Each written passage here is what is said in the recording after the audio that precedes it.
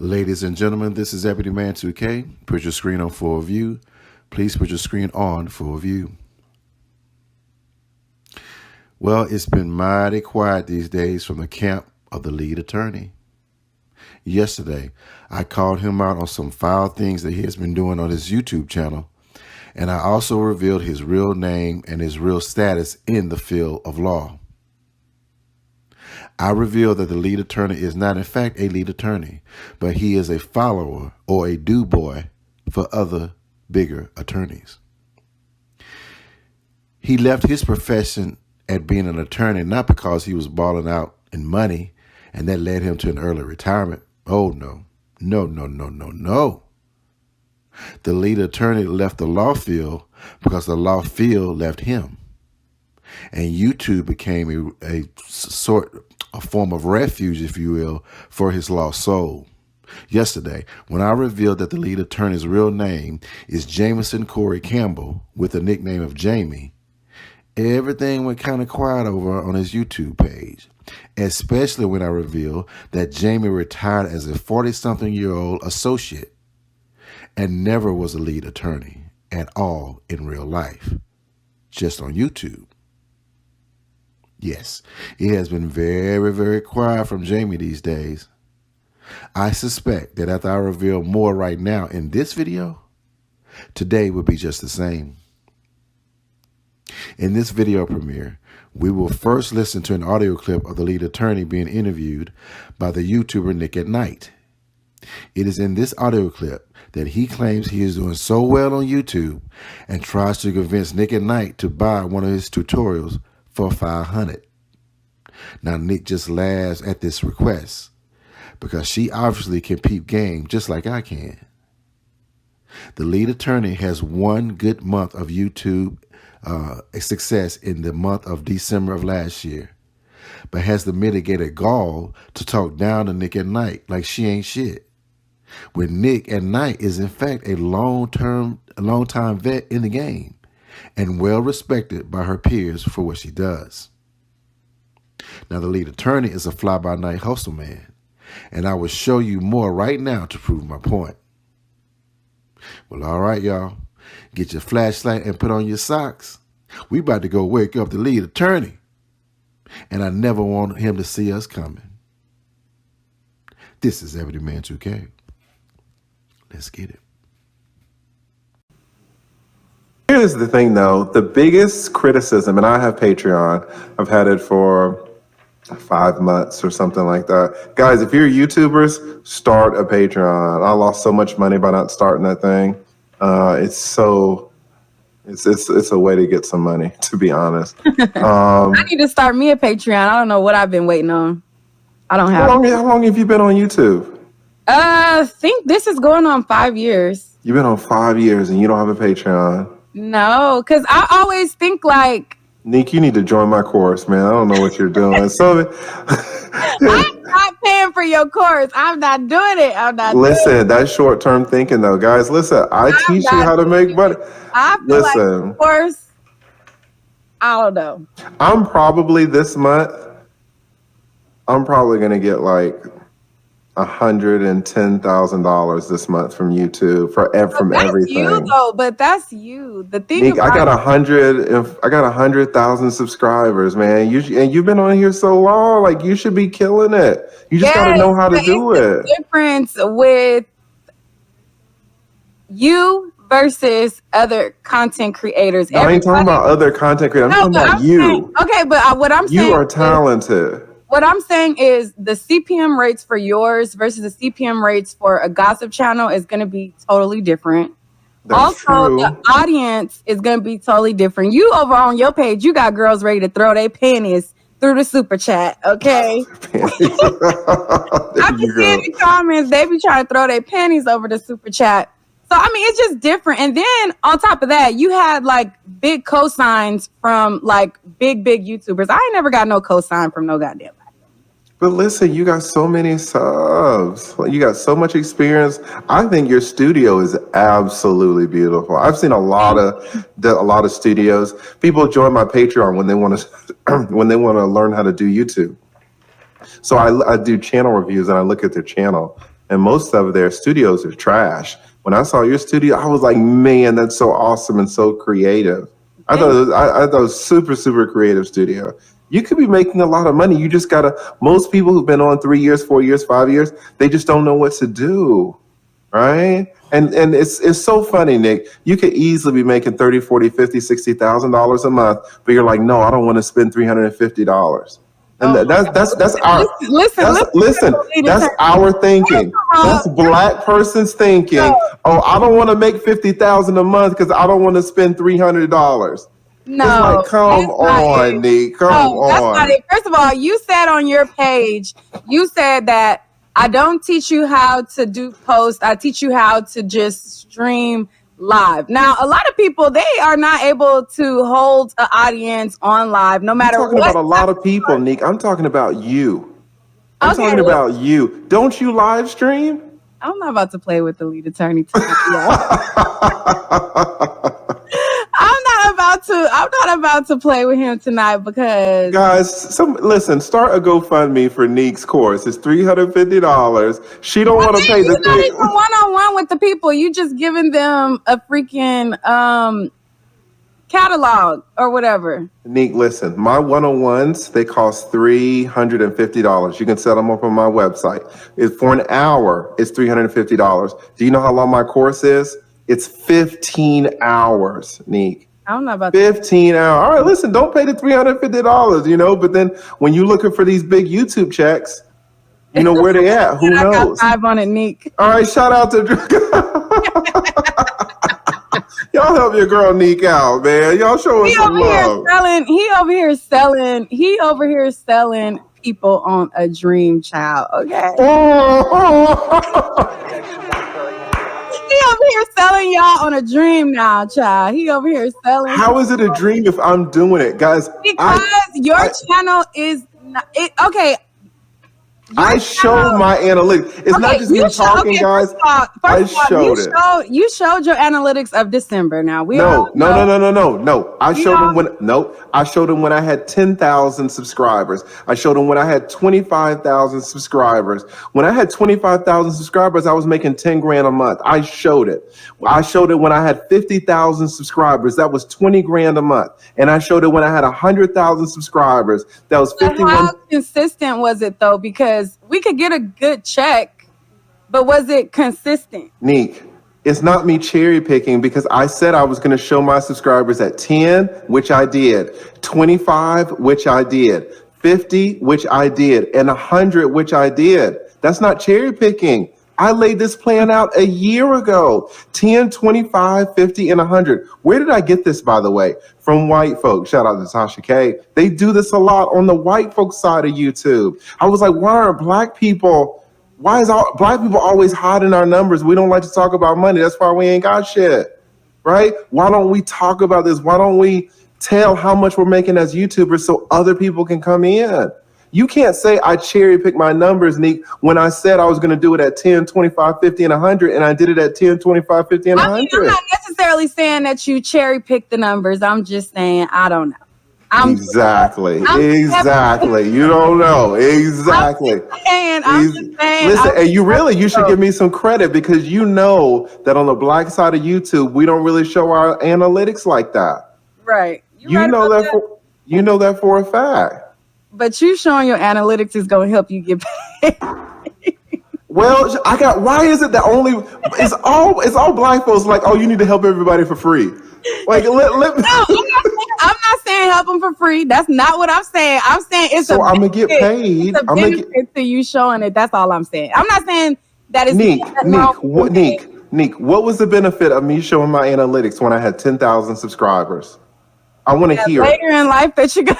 Okay. Later in life. Later in life. You've been setting this up. It was the long game, huh? I was setting up the long game. Yes. What state are you in, Nique? I'm in Cali. Cali, damn, that's a long way away. That's a long way. Did you grow up there? Yeah, born and raised. What part of Cali? I'm an hour outside of Los Angeles. You don't ever think about moving? Everybody's moving out of that damn state. Taxes and all this, your government's all trash. You ever thought about coming to Atlanta? All the YouTubers are in Atlanta. Did you know that? We got a gang of them. All of Tasha K, your boy Kevin Samuels. I don't want to be next to him. AMS. You might not know who AMS is. The Star Report.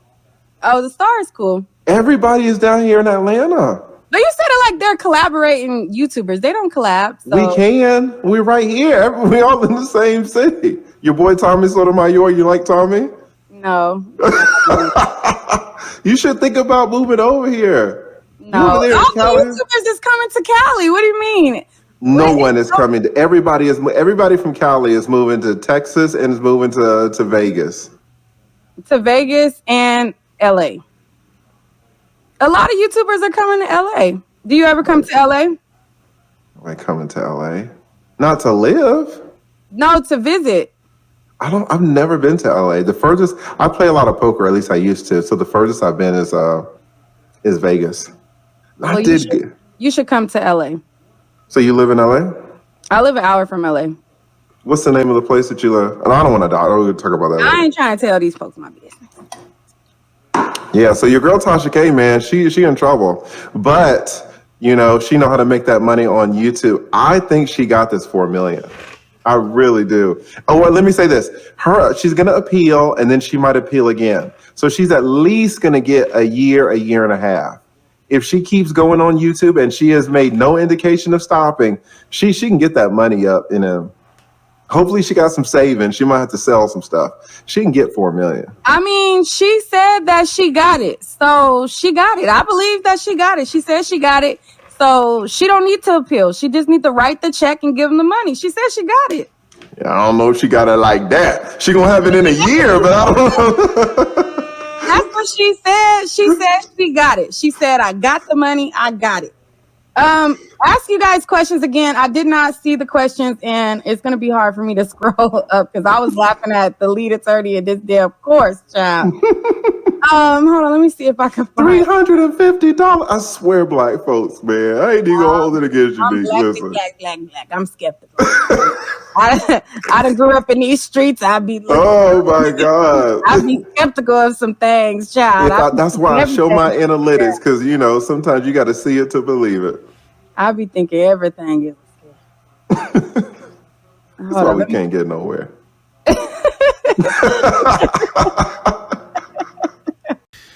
This is EbonyMan 2K. Okay, please put your screen on full view. Please put your screen on full view.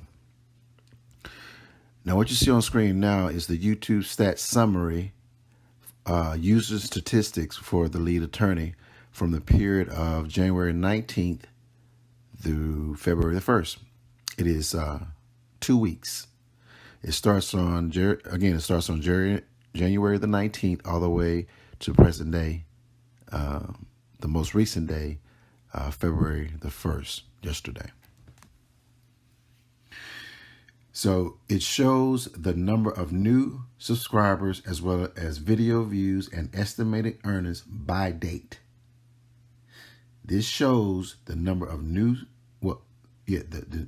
the increase in subs, the video views, and estimated earnings by date. The source of this is socialblade.com. And as I mentioned in the previous video, I have proved that socialblade.com is accurate in its numbers, especially when it comes to the number of subs and views and its estimates. The only purpose of estimate earnings is to put you in the ballpark, and SocialBlade does that. Their numbers earnings is based on advertisement dollars, nothing else. Just an estimate of advertisement dollars paid by AdSense. Okay. Now let's look at the left side of this screen, and it shows you the column subscribers. Okay.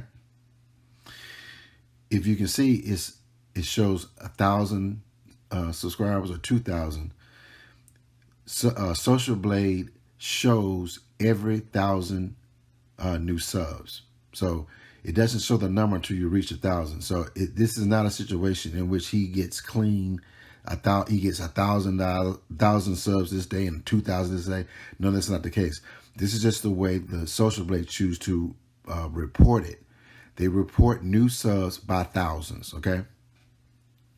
All right, so if you look at that column under subs, you see the number of new subs per day for the lead attorney. And like I said, Social Security does it by thousands.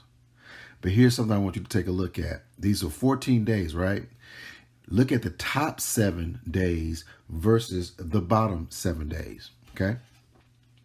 Notice that he is getting more subs starting around the January 19th and going forward. But then as you get closer and closer to the present day, you see that there's a drop in the number of subs, okay? He is gaining subs throughout the whole period, but he is gaining much more at the very part of this period than the bottom. If you take the first 7 days, that you see here on screen, the lead attorney gained 9,000 new subs, okay? And that's a pretty good return because these are the days of the trial, the first days of the trial. But if you look at the second 7 days, okay, that's starting, I think it's starting on Wednesday the 26th. Yeah, since Wednesday the 26th, which was last week, he only gained 4,000 subs, all right? Which means that even though he may be growing, he is growing slower than what he did the 7 days prior. I would suspect that these current days that we're in, he has people subbing, but he has people unsubbing at the same time. And that's why his net growth is lower in the second part of this period. Now, let me tell you the reason why he is getting less subs on the second part of this period. If you look at when that date starts around the 26th of last week, that starts the period in which a couple of things happen. If you looked at his lives starting around the 26th, that's when the lead attorney was saying a whole bunch of stupid shit. Okay? He was saying a whole bunch. I couldn't figure out if he was a comedian or a damn attorney. And I'm going to tell you why. This was the same period in which, during his review, he claimed that he was in an elevator with Cardi B and they both was eyeing each other. Okay? Now, Cardi B is married to Offset, but he thought it would be relevant for his trial review to tell us that he was in an elevator with Cardi B and that both of them were eyeing each other down. Okay, Lee. Okay. And there's another part during that period where he talked about how he was impressed that Tasha K was not cooperating in a cross-examination. What? When he said that, I was scratching my head. Because number one, if you are an attorney, you're supposed to have respect for the law and due process. So why would you be impressed that Tasha K was not cooperating and was messing up a cross-examination? And especially when nothing was gained from that. At that point, I was questioning, is he really an attorney? Because why would he be impressed by that? There's something that goes against being lawful. And then even beyond that, so she messed up across the other. What did she gain from that? Nothing. So why would you point that out, something that you thought was impressive? A guerrilla tactic. You said that was a guerrilla tactic, right? But it was a guerrilla tactic that brought no returns. At the end of the day, that didn't change the dynamics of the case. So that was weird to me. And I suspect a lot of people I heard that too and decided, like, man, this dude is weird. And unsubscribed. So I think that's what's going on there too. And another thing that happened during this period is the interview with Nique and Nite that failed miserably. I know a lot of people saw that interview and saw your behavior. Was you just talking down to Nique and Nite like she wasn't nobody? And she's a vet in this game. And then you was trying to run a guilt trip on her because she didn't want to buy your tutorial. Listen, a lot of people who watched it, they just shook their head and decided to go on and just unsubscribe from you. So I think a little bit of that is going on. And then here I come. EbonyMan took it. Oh, here come EbonyMan. Calling you out on some things. And I ain't heard from you. We ain't heard from you in like 3 or 4 days, bruh. I literally came out of nowhere and snatched your lunch money, and you ain't said shit. So anyway, this last part of this period, the second half, is a combination of things going on that probably caused people to unsubscribe to the lead attorney. And that's why you see a gain of 9,000 subs on the first 7 days, but then only 4,000 subs gained on the second 7 days of this period. Okay? Now, one more thing I wanted to point out. I want you to look at the last row at the bottom of the page. It shows you the numbers of the last 30 days for the YouTube channel for the lead attorney in terms of statistics. Do y'all remember this dude said that in January he expect that he's going to have $100,000 and something thousand dollars. I think it's $110,000 in revenue. Okay, I find that to be quite peculiar, because if you look at these numbers down here, the last 30 days, which would have basically been the month of January, he only gained 20,000 subs, which is less than the 36 he gained in the month of December. Okay. Then he has 1.7 million views, which is less than the 2.8, 2.9 million or whatever he had in December of last year. Now, with the numbers he had in December, what he gained, $50-some thousand? So I'm trying to figure out how he expected twice as much revenue with less subs and less views in January. Okay. Oops.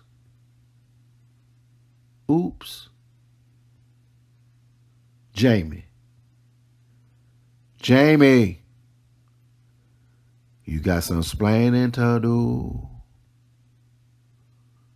All right. We about to get into it and get involved. Let's go. Well, all right. Look on the screen now, ladies and gentlemen.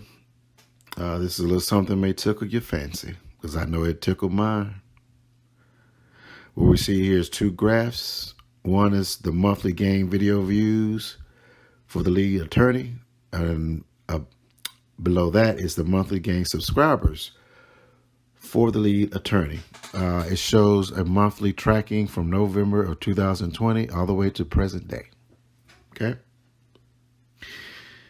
Now, when I look at these graphs, it tells a story, and I kind of wonder or want to know if you see the story that I see. The story that I see is that for the most part, the lead attorney has been flat for the majority of the time he's been YouTubing, and just recently, and I'm talking about December of last year, recently gained some form of success. Right? You can see the uptick in his activity in the number of views and number of subs starting around December of last year. Right? Because if you look at the periods before that, it's, especially the number of views, his views was pretty much par for the course. They were par for the course. His subs were not, they were inclining a little bit, but his big incline in both subs and views was around December of last year. Right? So now I'm like, okay, let me get this straight. I want to make sure I ain't crazy. So he's promoting this consultation or whatever to new YouTubers with a success rate of a month. Is that, am I missing something? He was really successful only a month. He keeps bragging about, he said he makes $50,000 a month. That's a lie. He made $50,000 in the month of December. Because if you look at the months prior to December, he ain't making no $50,000 a month. So he's being disingenuous saying that he makes $50,000 a month. And that's justifiable for him to be talking shit to Nique and Nite on why he should tell her how to make money. What? Bro, you had one good month and you think you're in a position to tell somebody how to make money? Well, you only did it good 1 month in December. What are we doing? What are we talking about? And y'all, listen, here is the gag of it all. In that interview with Nick and Nite a couple of days ago, he said he expected more money in January at a tune of $110,000. What? What?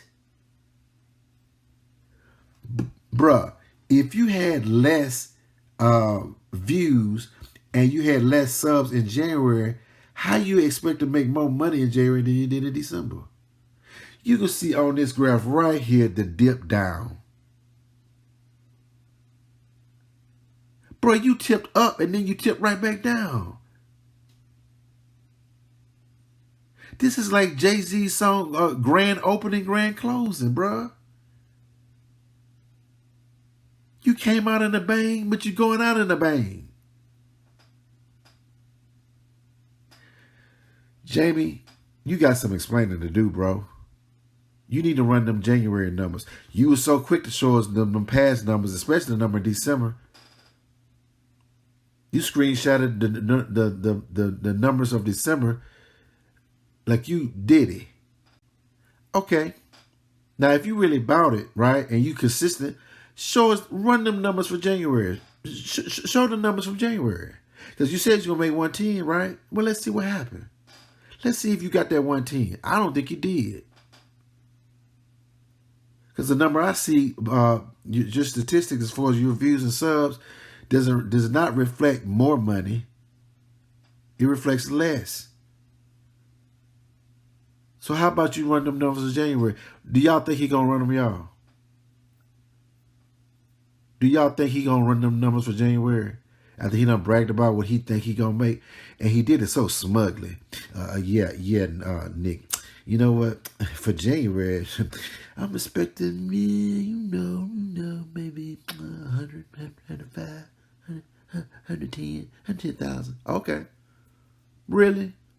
Run them numbers then, bro. Show us that 110 you said you was going to get. I don't think you got it. I'm calling you out right now. And everybody else who's listening to this video, go back to Jamie, a.k.a. the lead attorney, and say, hey, bro, you said you was going to make 110,000 in January. Where they at?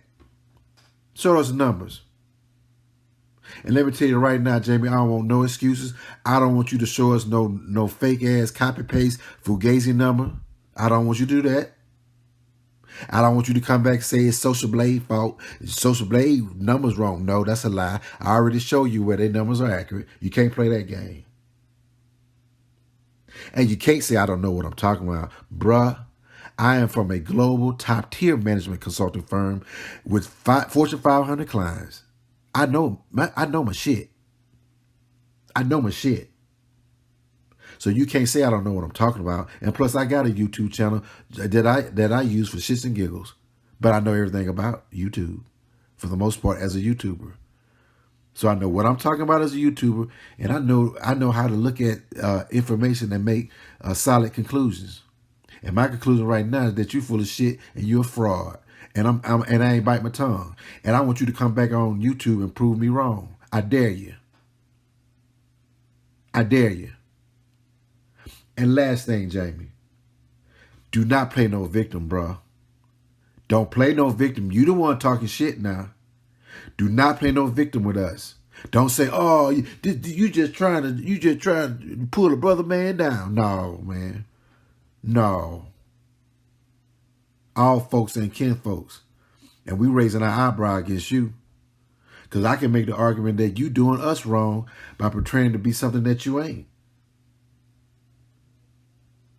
You being unprofessional and you not being above board in your dealings. And that's in an attempt to pull wool over our eyes.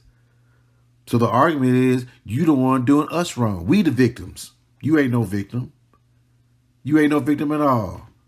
It pissed me off the way you was talking to Nick at night like she wasn't shit. And you got 1 month of damn success, bruh. And then the 1 month of success has been short-lived. Nigga, you already going down. You already going down in January. If I'm lying, Jamie, lead attorney, whatever you call yourself, if I'm lying, Show me I'm lying. Put that real January number up and say, nigga, you lied. I bet you can't do it. You can't do it. So I'm saying you lying, nigga. I'm saying you lying. Now prove me wrong.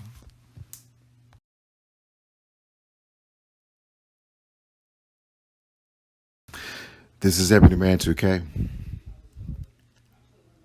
So my baby girl Shakira and I was laying in the bed pillow talking. We were chatting about some popular YouTubers, and she wanted to know my opinion on the YouTuber, The Lead Attorney. Shakira claims she loves looking at me when I speak because she loves my mind and the way that I think. Well, of course, I responded in kind, just to tickle her fancy, and I did it in true comedic EbonyMan 2K form. I said, baby girl, when I see the lead attorney speak, sometimes I want to punch him right in that fake smile, especially when he laughs. But then sometimes he does tell good, funny stories that makes me want to go drink a beer with him. So, listen, I'm on the fence when it comes to how I feel about the lead attorney. Well, recently I've been having concerns about this character, the lead attorney. Some of his actions lately, especially during the Tasha K. Cardi B trial, has made me raise my eyebrows. There has been times that he has flip-flopped on his support for Tasha K, and some of his reasoning has been questionable. For instance, on one of his court reviews, he reveled at how Tasha K was not cooperating during cross-examination as if it was a successful guerrilla warfare tactic. Now, I was taken aback because I could not understand how an attorney who should have love and respect for the law would find these tactics to be redeeming and applauded. Now, there were two other instances where he claimed that Tasha K was eyeing him upon entry into the court, and also how he and Cardi B eyed each other down in a court elevator. Now, Tasha K and Cardi B are both two married women, and for him to tell this story openly in public shows his disregard for marriage and his lack of respect for Offset and Mr. Kibi. Furthermore, I've learned about other instances of disrespect put on the two YouTubers, Sweet Pea Diaries and Nique and Nite. In both of these cases, in dealing with these two YouTubers, he came across to them as smug, messy, immature, and acting like an overgrown child. Now, after I did a quick research on him, I found out the lead attorney's real name. I found out the truth about him and who it really is in these Atlanta streets. So listen, ladies and gentlemen, lay back and relax and listen to my findings on the lead attorney, because you are going to be shocked. Let's get it. Now, what you see on screen now is the trademark information for the name the lead attorney. This shows you proof on how serious the lead attorney is in pursuing this name and also keeping up this persona as the lead attorney. Okay. If you look on screen, I'll read the bottom part of it. It shows you the description of this name, the lead attorney, and the trademark information that he's pursuing. It says the lead attorney trademark is used in the following business and includes education services, namely providing online videos in the field of family law and current events, personal coaching service in the field of family law matters, providing online non-downloadable videos in the field of family law and current events. That sounds like a word salad. I find that description to be interesting based upon my experiences with his YouTube channel, but I digress. Let's move forward. You know, when I do presentations for clients, I like to have what I would call an executive summary or a one-pager. A one-pager is something that you can pull away from the document and you can tell the whole story. This is that page. This is that page.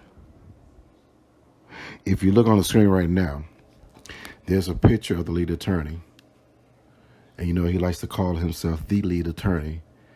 And he says from time to time on a lot of his live videos, he describes his lawyer profession as a high asset divorce attorney. Okay. He has said on a numerous times that in his field, he is a high asset divorce attorney. Okay. But here's the thing. I know high asset divorce attorneys. And guess what? They don't call themselves that. When you are someone who has high clientele, it shows.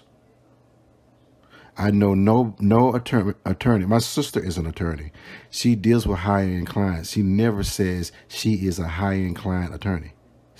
But why would she need to do that when it already shows that she deals with high-end client attorneys? As a matter of fact, those type of people, they seek you. You don't even have to say it. They already know your reputation. So when the lead attorney also calls himself a high asset divorce attorney, I giggle a little bit because I know that is a term that doesn't even need to be described if you really are one. So anyway, it seems like the lead attorney also likes calling himself a high asset divorce attorney. Well, here's the problem. That's not what he's called in his profession among his peers. The lead attorney's real name is Mr. Jamison Campbell, nicknamed Jamie, middle name Corey. And he is considered by other lawyers as an associate. Now, if you don't know what an associate is an attorney that pretty much is just out of law school and has very little experience. An associate attorney is an attorney that sits in a law office and a partner comes around, taps them on the shoulder, and assigns them projects or cases. When my sister graduated from law school, she was an associate, right? She worked for a law firm, and she would wait for her boss to give her cases to work on. Because she had no pull, she had no relationship. She was not a big dog at the time. But over time, because she was so good at her work, clients sought her. They heard about her working on certain cases. And so clients came to her and said, I would like for you to work on my case. She had grown out of the role of being an associate. She now had approached the role of being a partner, where she could then go to her partner and say, I have a client who wants to bring us a case. Let's work out a deal where you get a split of it and I keep a split. That's how you move away from associate to a partner. And if you're really good and if you're really about it, you could leave and start your own firm and have your own clients. Typically, that's what happens when you're good. So here we are. Jamison Campbell is in his mid-40s. Now, he said he recently retired recently ago, maybe 2 or 3 years. So let's say he was in his early 40s. And you mean to tell me in his early 40s he was still an associate? There's no record of him being a partner. He worked for the Seaman law firm. It did not indicate anywhere on that on their profile that Jamison Campbell was a partner in the firm. The last title he had at that firm was associate. So correct me if I'm wrong, but this shows that the lead attorney, whose real name is Jamison Campbell, was a 40-some-year-old associate. But he speaks as if he was some big dog. He is a high asset divorce attorney. Oh, really? How are you a high asset divorce attorney, but your title is an associate? That don't even go together. And let's look at your bio and let's see what it says. And let's see if it is reflective of someone who has high-end clients. So your title is associate, right? And your practice area is actually family law. And your bio reads as follows. An Atlanta native, Jameson received his Juris Doctorate from the University of Georgia Law School, and he was admitted to the Georgia Bar in 2002.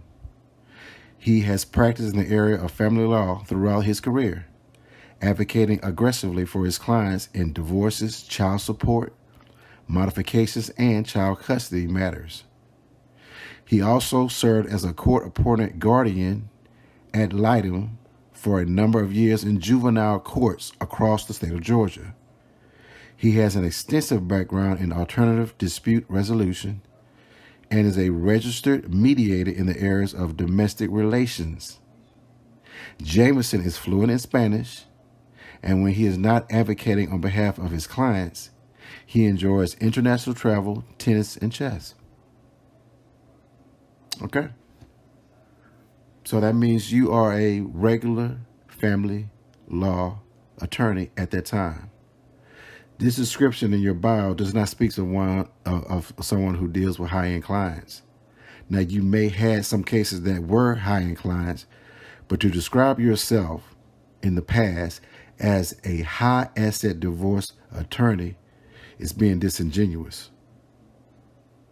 Because if you are a high-asset divorce attorney making big-time money, you would not be this excited by YouTube.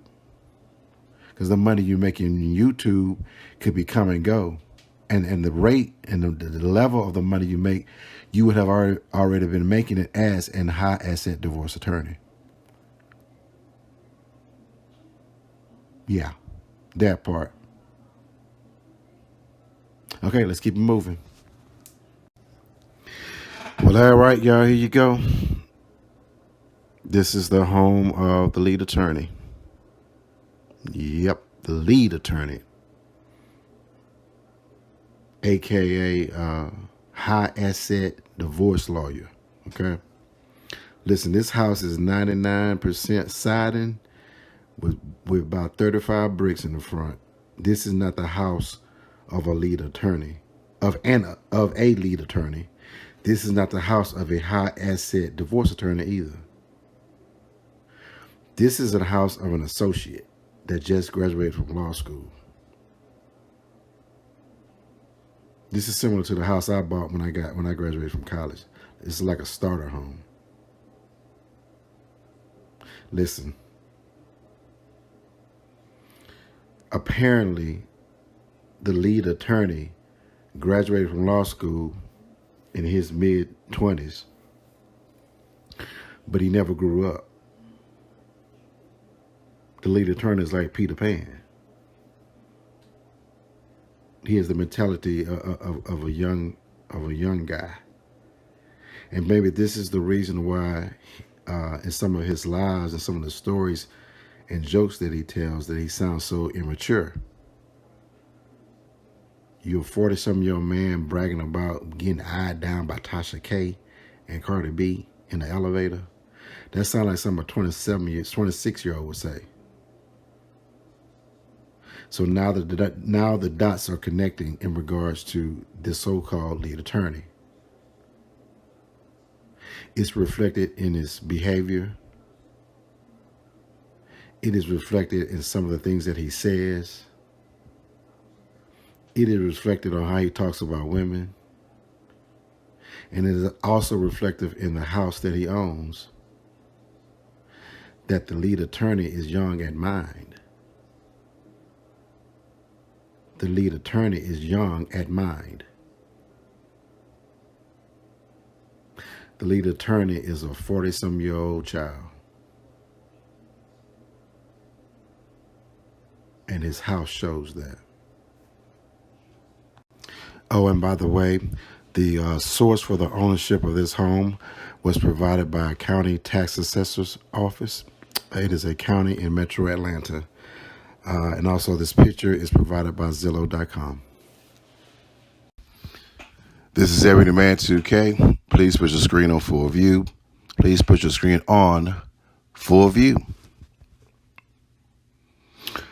Okay, on your screen now is a screenshot of the web page that the lead attorney put up on his website, on his YouTube channel, a couple of days ago.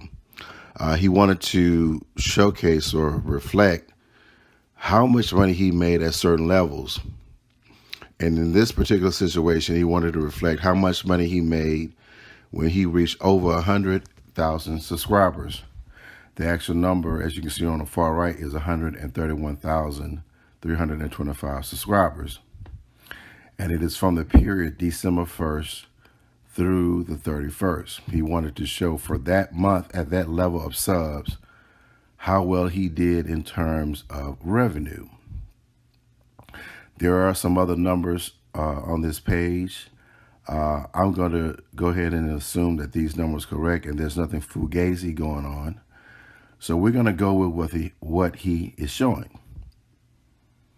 Now, the biggest thing that he's showing on this web page, and this is coming from his YouTube panel that he has. The panel is like the back door information of your YouTube channel, and it's different variations of showing how well that you're performing on your YouTube channel in certain statistics, data, and whatnot. It's called YouTube Studio. I have this for my channel as well. So I'm familiar with some of the things that he's showing in his video.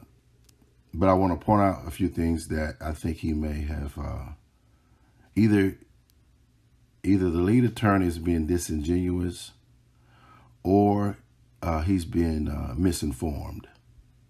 Either way, I'm going to go ahead and clear things up in this video. I'm going to point a couple of things out to you. Okay. All right. So first, you see on the right side of the page, it says your estimated revenue. So the lead attorney wanted to show that at the level of 131,000 subs in the period of December 1st through the 31st, 2021, that in that period, he made $51,000, $471.92. Okay. One thing he mentioned that I did not like is that he indicated that the source, the website, socialblade.com was incorrect. Listen, I keep hearing this from different people. I've worked with those numbers at socialblade.com. Socialblade.com is a partner of YouTube. They literally have a linked up database. As numbers update with YouTube, it goes directly to this third party, Social Blade. So the number of views and also the number of subs are accurate. It's almost as if it's YouTube's number. So there is no question about it that Social Blade is accurate in terms of definitely views and subs. Now, so what Social Blade does is take the subs and views, but they also project revenue.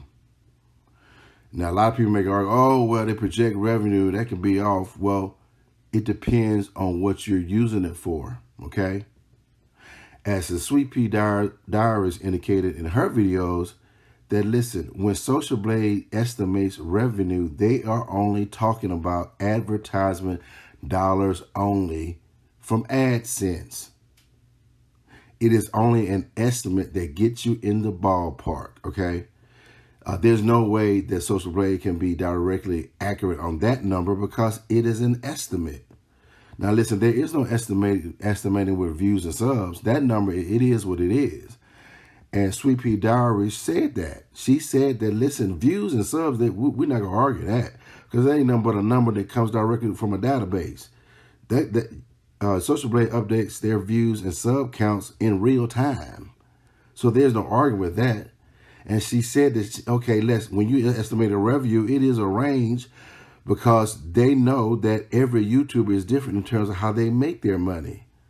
So she realizes and said over and over again that the estimated earnings coming from Social Blade is an estimate and it only gets you in the ballpark, okay? So, and I agree with her in that regards.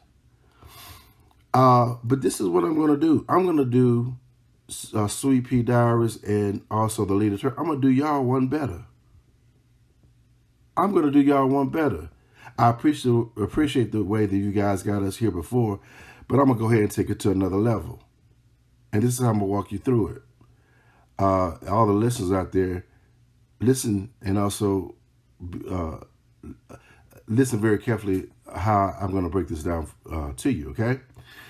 So let's take the lead attorney's number, for example. So he says that his report from YouTube, he makes $51,000, $471.92 during the period of December 1 through 31st, and at that time he had over 130 subs. So this is what he's not pointing out to you. This number right here, this $51,471.92, what he's not telling you is that this is an overall revenue number coming from YouTube that is broken out between ad dollars and super chats. The number that is shown on Social Blade is just ad dollars. So you can't say that super chat is wrong because we're talking about apples and oranges. The estimated number you see on Social Blade is just ad revenue from AdSense. The number that the lead attorney is showing you with the 52,000, that's ad revenue plus super chats. He is not telling you that. And I'm not for sure if the lead attorney is not telling you that on purpose, or maybe he don't even know. Well, if he doesn't know, he's going to learn today. He's going to learn today. You see up at the top right here in this menu, overview, reach, engagement, audience, revenue. All the lead attorney had to do is click on revenue. That's all he had to do, was click on revenue. And if he clicked on revenue and then scrolled down to the bottom of a page, it would have brought him to this page right here. It scrolled down to the bottom, it would have said revenue sources, right? And you can see on my page where I did show the numbers, because I didn't want to show my numbers as right, but you can see by the bar that my overall revenue earned for the last 20 days has two parts to it. One part is ad revenue, which is the same number that Social Blade has, but then there's another part, transaction revenue. There's two parts to overall revenue. So that number that he showed is a big number, but it has two parts in it. One is ads, one is transaction. And the trend, if you keep scrolling down, you'll see that transaction revenue is super chats. So he's bragging about a number that has two parts in it, but he's not telling you the two parts. The two parts is ad revenue and super chats. And here's where he's being reckless with this. If that overall number is ads and also super chats, you cannot really endorse or reflect that number for a person starting off. Because a person starting off has to get to a certain level to even be approved to get super chats. And here you are bragging about a number that's heavy on super chat. Listen, I believe your super chats is probably, well, first of all, I'm going to do a detailed analysis of your super chats. I'm going to tell you how much you make on super chats. The lead attorney, I'm going to tell you how much you make on super chats and show you that your overall payment every month is super chat heavy. And a person starting off is not even in a position to get super chats. And furthermore, here's the big thing you need to consider. Getting super chats, you have to have a big time personality to do something on video to get people to send you hundreds of dollars and $50 and $20 and $5. You got to be an entertainer to do that. mostly every average Jane and average Joe don't even have the skill sets to do that. So you endorsing a number that you know that you gotta be a certain type of person to even get lead attorney. First of all, you have a fake smile, right? Cheshire cat grin. Then you have the personality of a used car salesman, right? You have a personality of a used car salesman. I would make an argument that you're more of a salesman than an attorney. But I would cover my reasoning for saying that later. But it is clear you are a salesman. So with your salesman personality and the way you talk, kind of have like a fake personality, if you will, you are good at selling. I would give you that. You are good at selling. So yes, you have a big number coming in the month of December last year. But that number is heavy on super chats, not ads. And like I said before, only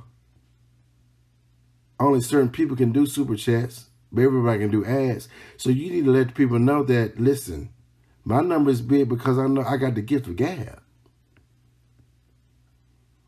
That YouTube number that you're getting right now in December, that wasn't like no regular, that's not regular things that an average Joe and an average Joe and an average Jane can do. If a person starting off, they're not even approved to do super chats. And and even beyond that, they don't even have the skill sets to say. Everybody can't be a used car salesman like you. You can, and you good. I give you your props. You good at that. So, like I said, when you show people that number the other day, I was wondering, like, hold up, bruh. Why didn't you tell them the whole story about that number? That it is super chat heavy. And I need you to retract the statement that Social Blade is not accurate. That is not true. As a matter of fact, I'll prove it to you. I want you to go to socialblade.com, right? Go to your channel at Social Blade. And I want you to scroll down to the bottom where there are graphs. You can see these graphs on screen. These are the graphs I want you to take a look at. And when you go to the graph, go to the very far right and look at the number that they have for December, the same time period that you refer to. Now I want you to look at the number of the gain of monthly views for December that Social Blade said you had. It's 2.9 million. 2.8, 2.9. The same number you said you had in your YouTube studio is the same number that Social Blade is reporting on their site. The same number, bruh. How you missed that? So you talking about Social Blade and accurate? They got the same number you saying. The monthly views gain in December is the same number. Their date's a little bit off because they stop at December 18th and you stop at December 31st. But they damn near the same number. It's 2.8 or 2.9.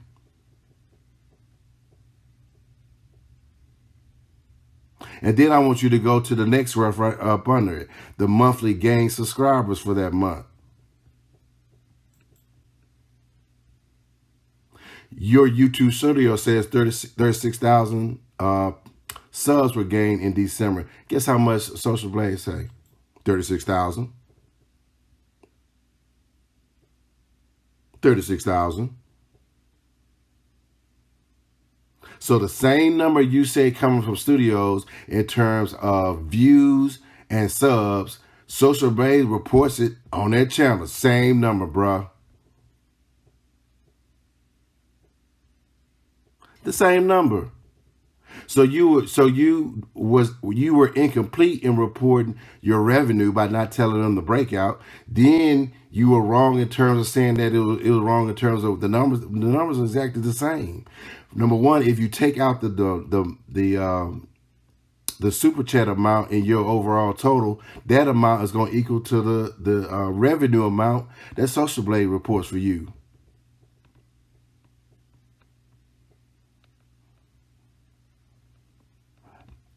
Go down to that, like I said before, go down to in the revenue tab, scroll down. Once you go to the revenue tab, go down, and I want you to take out the number that they show that you made for Super Chat and take the ad number, right? Once you take that ad number, go back to Social Blade and see what they ask. I bet you that number that you got for ad revenue falls pretty much close to the estimate of the number that Social Blade said you make off of ads. Social Blades report an ad revenue number, not overall. And Sweet Pea Diaries clearly pointed that out to you. And she is correct, just like I'm correct. Social Blade as a source is solid, bruh. It ain't no debate in terms of views and subs. Because you can go back and forth between your channel and also Social Blade and see that number is accurate. But they even estimate your views as well as your subs gain. If you scroll down to that graph at the bottom, you're going to see the number on the far right is identical to the number that you report on your channel, on your studio's channel.